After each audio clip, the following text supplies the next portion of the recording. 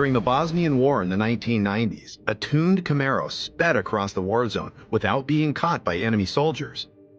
The driver behind the blacked-out windows had only one goal: to distribute aid to the suffering civilian population.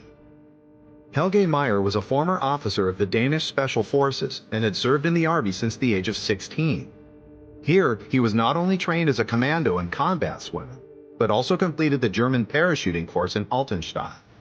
He also worked a lot with the American Green Berets, and the contacts he gained with the Bundeswehr as well as the U.S. Army were to prove very useful to him. Years later, the Bosnian War broke out, and the Balkans turned into a battlefield. Murder, torture, and expulsion were part of everyday life. Whether women, children, or elderly people, the civilian population experienced all horrors of war.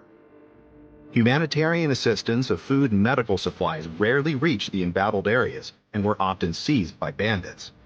This is where Helge Meyer came in, approaching the Americans with a daring idea. With a fast, inconspicuous car, he could distribute relief supplies more efficiently than large convoys of vehicles used by official organizations. What's more, as a former elite soldier, he would personally ensure that the supplies arrived exactly where they were most likely to be needed. The Americans loved the idea and provided a '79 Chevrolet Camaro with a 170 horsepower V8 engine. The mechanics could then live their childhood dream and rebuild the vehicle as effectively as possible without any restrictions.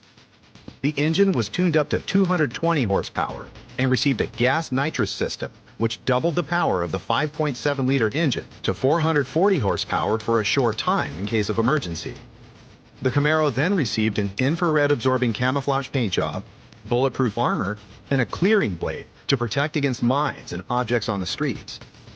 The rear and side windows were replaced with steel plates, allowing Helge to see only out of the front. To attract even less unwanted attention, the soldiers dimmed the instrument lighting to a minimum.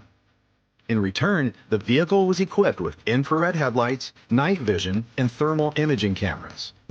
Even in the dark, Helge could now drive the Camaro without any headlights that would have given away its position. The special tires were filled with sealant, and an automatic fire extinguishing system was installed inside. To increase storage space, the heater was removed, which allowed Helge to transport 900 pounds of supplies.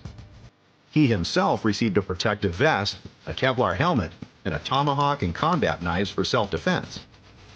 Despite all the special equipment usually found only in Mad Max movies, the Dane carried no firearms. According to Helge, his only weapon was his Bible, which he relied on alongside his vehicle to get him safely to his destination. Remarkably, all costs for the vehicle, modifications, and supplies were covered by the U.S. Army in private donations from soldiers.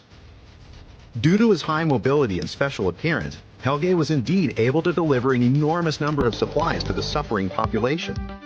To the amazement of high-ranking military officials, he repeatedly made it past the checkpoints of mercenaries and bandits to distribute the urgently needed goods far behind the front line.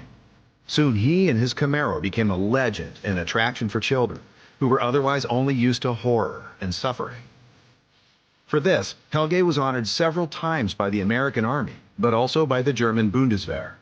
At the same time, he is very grateful to both nations for their support during his dangerous trips.